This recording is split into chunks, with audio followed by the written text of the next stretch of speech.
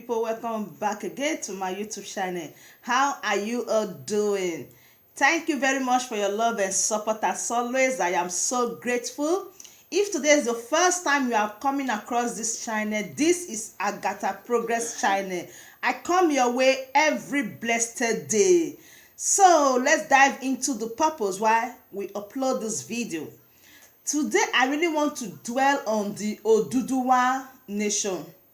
You see, so many at times I discover that they've come out in one way or the other to display. They want to go as well. They want to go just like the Biafra. They want to go. Today they will say they want to go. Tomorrow they will change. And we all remember that at the beginning of this year 2020, a young man rose up. That is a Sunday Igboho. Sunday woke up and said no to Fulanis Herdsmen.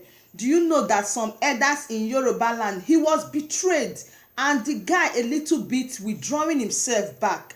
And today again, they rose up again that they want to go. I want to play the video so you watch, and I will come back, we'll talk on it more better. Aggregating the indigenous nations and peoples of southern and middle belt of Nigeria, who have found themselves at the receiving end of a most vicious ethnic cleansing onslaught by heavily armed invading Fulani militia, who are masquerading as herdsmen, formally declared a union dispute with the Federation of Nigeria as represented by the federal government of Nigeria via the constitutional force majeure proclamation of December 16, 2020.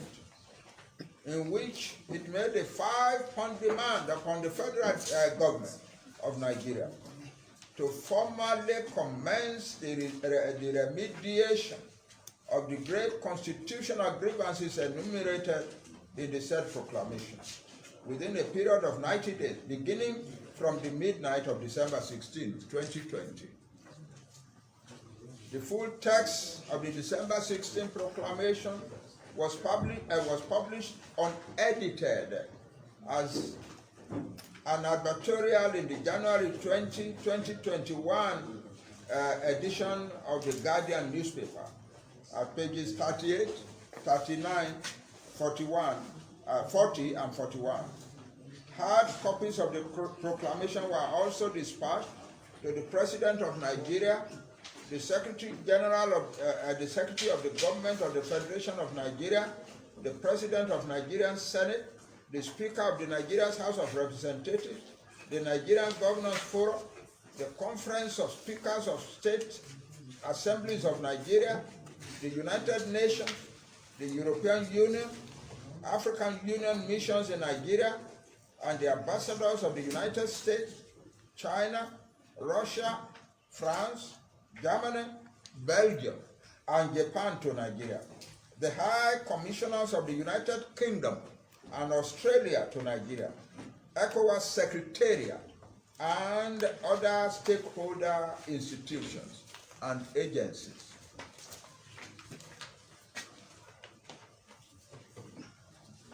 We report to you now that at the expiration of the 90-day period noticed by the midnight of March 16, 2020, no formal contact was made with NINAS by the federal government of Nigeria.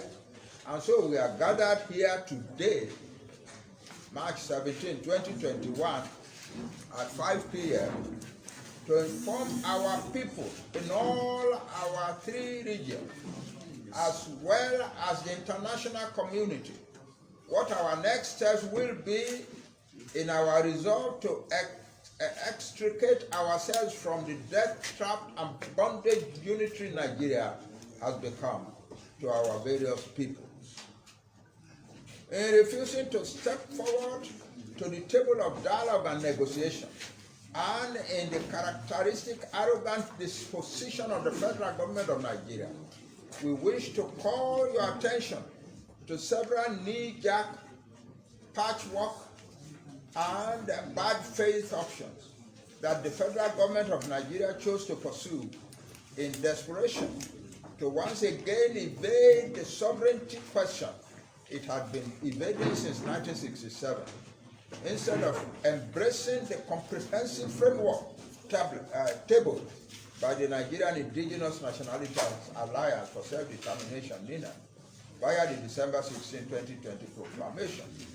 In this regard, we note the emergency conference anchored by Channels Television and tagged Pulling Nigeria Back from the Brink, featuring Nasir El-Rufai, governor of Kaduna State, who chaired the APC Restructuring Committee, Dr. Kayode Fayemi, governor of Ekiti State, who is chairman of the Nigerian Governors Forum, as well as Engineer Aberibe, senator and Senate Minority Leader.